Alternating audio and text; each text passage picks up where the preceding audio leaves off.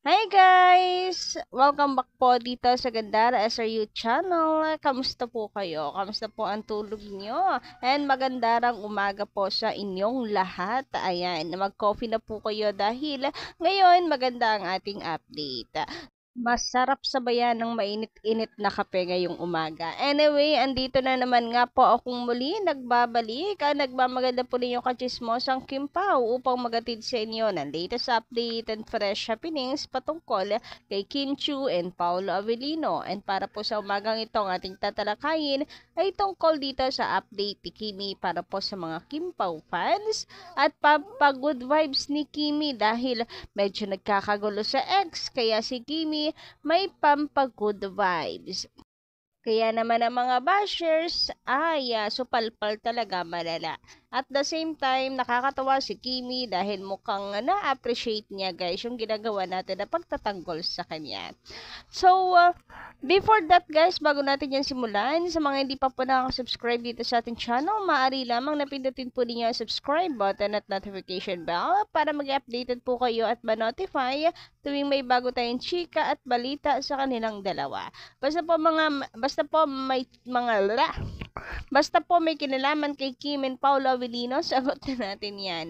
Anyway, ang simulan natin ating update sa umagang ito tungkol sa kwento ng Kim Pao na marami pong natawa na marinig yung kwento. Sobrang kinilig na parang nagbabasa nga lang po sila ng pocketbook. Huy, na-miss ko ang pagbabasa ng pocketbook. Yung tipong ano lang, one day lang tapos mo na agad yung isang pocketbook. Ang dami usong-uso yun ngayon, ano, ay, usong-uso noon, ano, sayang, wala na ngayon. Pero ang ganda talaga pag nagbabasa ka na, nakakakilig. And yung tungkol naman sa Kim Pao, grabe, bagay na bagay nga, ano, ang nakakakilig at ang ganda ng istorya ng Kim Pao.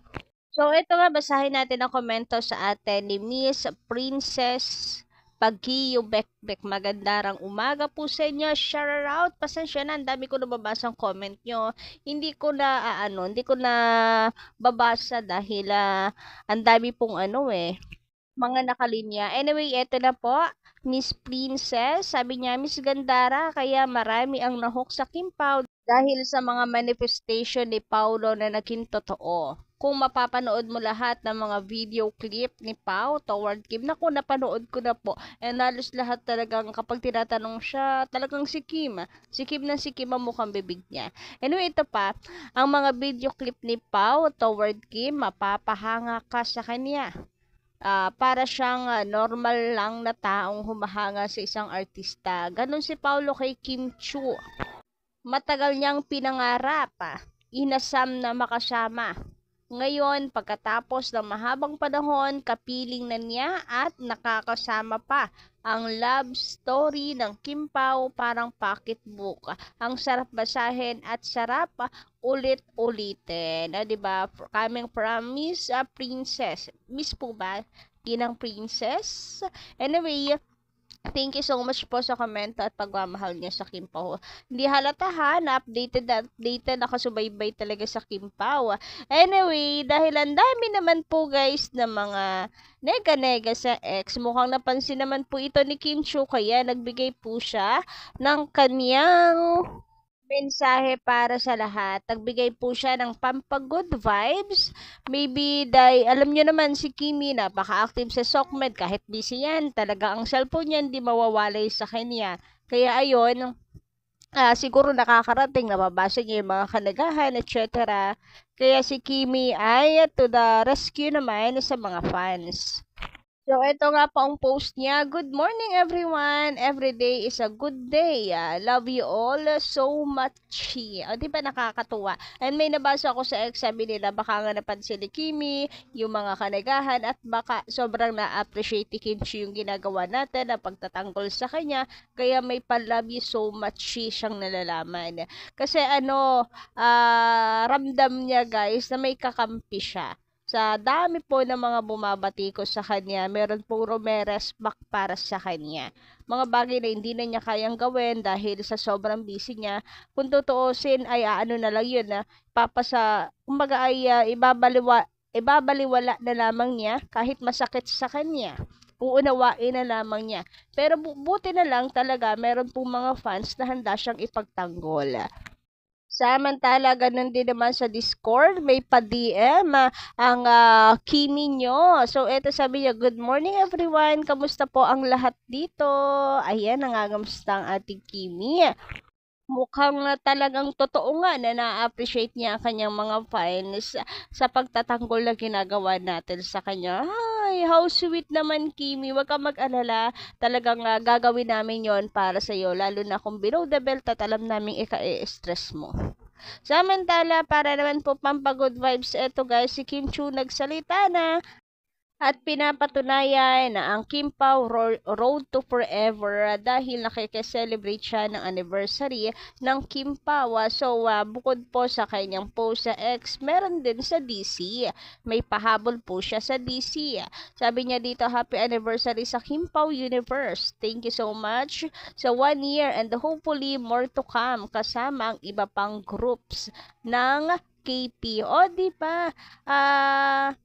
Pinapahiwatig ni Kimi dito na meron pa, more to come, basta nandito po tayo na magkakasama at hindi po sila bibitawan, andyan po sila.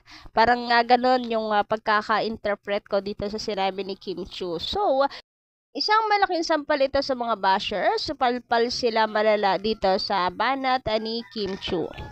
Basta wag nang pumbibitaw mga Kim Pao fans, there's more to come. Samantala, eto naman guys, talagang isa pang supalpal malala ang mga bashers sa endorsement naman ni Kimi. Natuwa naman ako sa post nito sa X. Ito ang literal na sinupalpal ng endorsement ni Kim. Para sa mga bashers, kung nagugutom kayo, kain lang kayo ng Chowking. At kung gusto nyo ng merienda, punta lamang kayo sa Julie's. Kung gusto nyo pumuti at gumanda, bili kayo ng Glutasy at Hello Melo. Kung gusto nyo ng bagong cellphone, mag-Cherry Mobile na. At kung gusto mo mag-enjoy, mag-Bingo Plus na. At kung gusto nyo maglaseng, magtanduay na. Kung may regla ka, mag-sisters na. At kung gusto nyo ng biskwit, mag-malkis na. At kung palautang kayo, bilis na.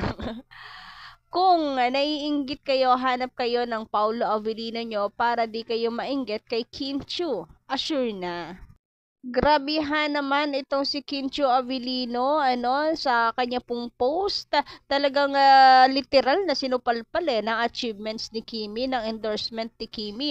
Lalo na guys dito sa huli, supalpal talaga malala ang mga bashers Tama nga naman, hanap kayo ng Paolo Avellino nyo, sarili ninyo para hindi kayo naiinggit kay Kimi.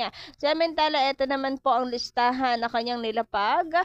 11 po pala ang endorsement ni Kimi. Parang may kulang Para yung smart wala dito.